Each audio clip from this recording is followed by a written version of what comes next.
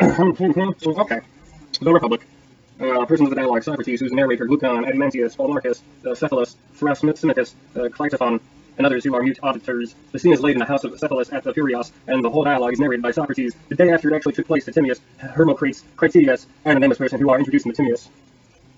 I went down yesterday to the Furious with Glucon, the son of Eriston, that I might offer up my prayers to the goddess, and also because I wanted to see in what manner they would celebrate the festival, which was a new thing. I was delighted with the procession of the inhabitants, but that of the Thracians was equally, if not more, beautiful. When we had finished our prayers and viewed the spectacle, we turned in the direction of the city, and at that instant Polemarchus, the son of Cephalus, chanced to catch sight of us from a distance as we were starting on our way home, and told his servant to run and bid us wait for him. The servant took hold of me by the cloak behind, and said, "Polemarchus desires you to wait."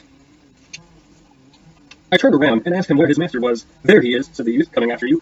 If you will only wait." "Certainly we will," said Glucon, and in a few minutes Polemarchus appeared, with him and Adimantius, Glucon's brother, Niceratus, and the son of Niceus, and several others who had been at procession. Polemarchus said to me, "I perceive, Socrates, that you and your companion are already on your way to the city." "You are not far wrong," I said, "but do you see here joined how many we are?" "Of course."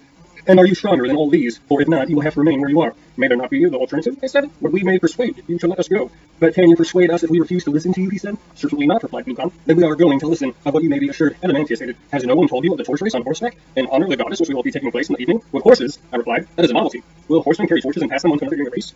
"Yes," said Polemarchus, "and not only so, but a festival will be celebrated at night, which you will certainly ought to see. Let us arrive soon after supper and see this festival. There will be a gathering of young men, and we'll have a good talk. Stay then, and do not be perverse."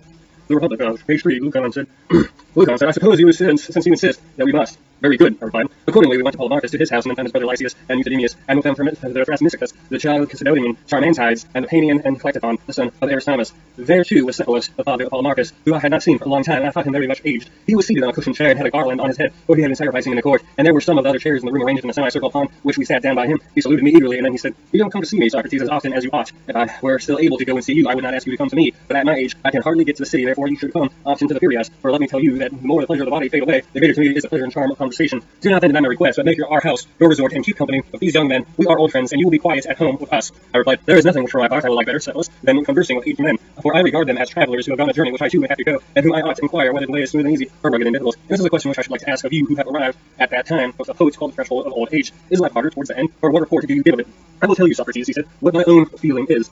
Men of age flock together. We are birds of a feather, as the old proverb says, and at our meeting the tale of my acquaintance, commonly I cannot come eat, I cannot drink, the pleasures of youth and love are fled away. There was a good time once, but now that is gone and life is no longer life. Some complain of the slights which are put upon them by relations, and they will tell you sadly how many evils their old age is the cause, but to me, Socrates, these complainers seem to blame that which is not really in fault. For if old age were the cause, I too being old, and every other old man would have felt as they do, but this is not my own experience, nor that of others whom I have known. How well I remember the aged poet Sophocles, when in answer to the question, 'How does love suit with age, Sophocles? Are you still the man you were?' Peace," he replied, "most gladly have I escaped the thing of which you speak. I feel as if I had escaped from a mad and furious master. His words have often occurred to my mind since, and they seem as good to me now as the time when he uttered them. For certainly old age has a great sense of calm and freedom and the passion relaxed at old men, as Sophocles says we are frequently harassed by the one mad master only. But the many of the truth is, Socrates, that these regrets and also the complaints of the relations that attribute to the same cause, which is not old age but man's characters and tempers, for he is of a calm and happy nature, will hardly feel the pressure of age, but to him who is of an opposite disposition, youth and age are equally a burden." I listened with admiration and wanting to draw him out that he might go on. "Yes, Cephalus," I said, "but I rather suspect that people in general are not convinced by you when you speak of us. They that old age sits lightly upon you, not because of your happy disposition, but because you are rich, and wealth is well known to be a race comforter."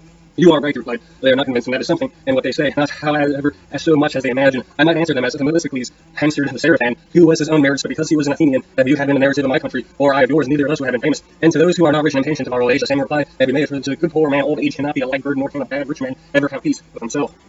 "May I ask, Cephalus, whether your fortune was for the most part inherited or acquired by you?" "Acquired, Socrates. Do you want to know how much I have currently? In the art of making money, I have been midway between my father and grandfather, for my grandfather, whose name I bear, doubled and trebled the value of the patrimony, that which he inherited being much less than I possess now. But my father, Lysias, reduced the property below what is present, and I shall be satisfied if I leave to these my sons not less than a little more than I received. That was why I asked you the question," I replied, "because I see that you are indifferent about money, which is a characteristic rather of those who have inherited the fortunes than those who have acquired them. The makers of fortunes have a scant love of money as creation of their own, resembling affliction of authors for their own poems, or of parents for their children, besides that natural love of it for the sake and use and profit which is common to them and all men. Hence, they are a very bad company, for they can talk about nothing but praises of wealth." "That is true," he said. "Well, yes, that is very true, but may I ask another question? What do you consider to be the greatest blessing which you have reaped from your wealth?" "One," he said, "for which I cannot expect easily to convince others, for let me tell you, Socrates, that when a man thinks himself to be near death, fears and cares into his mind never before. The tales of a world below and the punishment which is exacted, there are deeds done here were once a laughing matter to him, but now it is tormented with a thought that may be true, either from the weakness of age, or because he is now drawing near to death, or because he is now drawing nearer to that other place. He has a clear view of these things, suspicions and alarms crowd thickly upon him, and he begins to reflect and consider the wrongs that done others. And when he finds the sum of his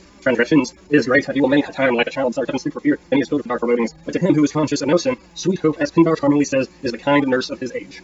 Hope, he says, cherishes the soul of him who lives in justice and holiness, and is the nurse of his age and the companion of his journey. Hope, which is mightiest to sway the restless soul of man.